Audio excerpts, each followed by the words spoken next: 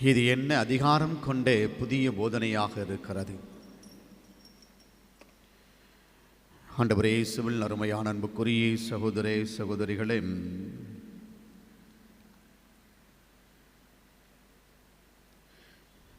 பரிசேயர்கள், இந்த மறைநூல் அறிஞர்கள் இயேசுவை பார்த்து சொல்லுகிறார்கள், இது என்ன அதிகாரம் கொண்ட புதிய போதனையாக இருக்கிறது? ஏனென்றால் இந்த ஒரு வார்த்தையை இயேசுவிடத்திலே இந்த மறைநூல் அறிஞர்களும் இந்த பரிசேயர்களும் அவர்கள் கேட்கிற பொழுது, எங்களுடைய அதிகாரம், நாங்கள் இந்த மக்கள் மீது செலுத்துகின்ற அதிகாரங்கள் இப்படிப்பட்டதாக இல்லையே என்பதனால்தான் இயேசுவிடத்திலே அவர்கள் கேட்கிறார்கள். ஏனென்றால் இந்த மறைநூல் அறிஞர்களும் பரிசேயர்களும் கொண்டிருந்த அதிகாரம் என்பது தங்களுடைய பதவியினால் வந்த அதிகாரத்திலே பேசினார்கள். தாங்கள் ஆளுமை செய்கின்றோம் என்ற ஒரு அதிகாரத்தின் தோணையிலே அவர்கள் தங்களுடைய அதிகாரத்தை மக்கள் மீது செலுத்தினார்கள். அவர்கள் கொண்டிருந்த அதிகாரம் என்பது மக்களை அடக்கி ஆளக்கூடிய ஒரு அதிகாரமாக இருந்தது. அவர்கள் கொண்டிருந்த அதிகாரத்தினால் மக்களுக்கு வாழ்வு இல்லாமல் மக்களுடைய வாழ்வை நசுக்கக்கூடியதாக இருந்தது. அவர்கள் கொண்டிருந்த அதிகாரம் முழுமையாக தங்களை மையப்படுத்தியதாக, தங்களுடைய கட்டுப்பாட்டுக்குள் மக்கள் இருக்க வேண்டும் என்ற ஒரு சுயநல அதிகாரத்திலே இருந்ததினால்தான் அவர்களால் மக்களுக்கு வாழ்வு கிடைக்கவில்லை. ஆனால் ஆண்டவர் இயேசுனுடைய அதிகாரம் என்பது அது தந்தையினுடைய அதிகாரமாக இருந்தது. தந்தையிடத்திலிருந்து பெறப்பட்ட ஒரு அதிகாரம். கிறிஸ்து இயேசு கொண்டிருந்த அதிகாரம் என்பது வாழ்வு கொடுக்கக்கூடியதாக இருந்தது. தீமைகளை எதிர்த்து நிற்கக்கூடிய ஒரு அதிகாரமாக இருந்தது. மக்களை மையப்படுத்திய ஒரு அதிகாரமாக, மக்களுக்கு வாழ்வு கொடுக்க வேண்டும் என்று ஒரு பிறர் நல சிந்தனையோடு இருந்ததினால்தான் அந்த பேய்கள் அவருக்கு கட்டுப்படுகின்றன. அந்த இலக்கியோன் என்று சொல்லக்கூடிய பேய்களின் கூட்டங்கள் அந்த மனிதனை பிடித்திருந்தது. எனவேதான் அந்த மனிதனை பார்த்து ஆண்டவர் சொல்லுகிறான், வாயை மூடி விட்டு வெளியே போய் என்று அந்த இலக்கியோன், அந்த பேய்களின் தலைவர்களை, அந்த பேய்களின் கூட்டத்தை பார்த்து ஆண்டு சொல்லுகிறான். ஏனென்றால் மனிதர்கள் தங்களுடைய அதிகாரத்துக்கு கட்டுப்படாத ஒரு நிலையிலே பேய்கள், சாத்தான்கள் கட்டுப்படுகின்றதை பார்த்த பரிசேயர்கள் வியப்பிலே ஆழ்ந்து போகிறார்கள். இப்படிப்பட்ட ஒரு அதிகாரம் எங்களிடத்திலே இல்லையே, இவர் யாரோ?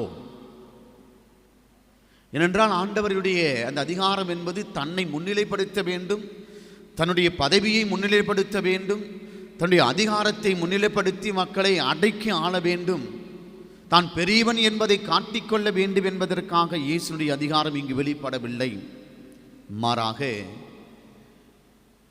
அவருடைய அன்பும் இரக்கமும் மற்றவர்கள் மீது கொண்டிருந்த பரிவும் இங்கே தெளிவாக தென்படுகிறது. ஏனென்றால் பேய் பிடித்த ஒருவன் இருக்கிறான் என்றால் தன்னுடைய சுயத்தை இழந்தவனாக, தன்னுடைய வாழ்வை இழந்தவனாக, உள்ளத்திலே நிம்மதியை இழந்தவனாக, மற்றவர்கள் பார்வையிலிருந்து விலக்கி வைக்கப்பட்டவனாக இந்த மனிதன் இருக்கிறான். எனவேதான் அந்த மனிதன் மீது கிறிஸ்து இயேசு பரிவு கொண்டு, இவனும் ஆபிரகாமின் மகன்தானே என்று ஒரு நினைப்பில் அவனுக்கு வாழ்வு கொடுக்கிறான்.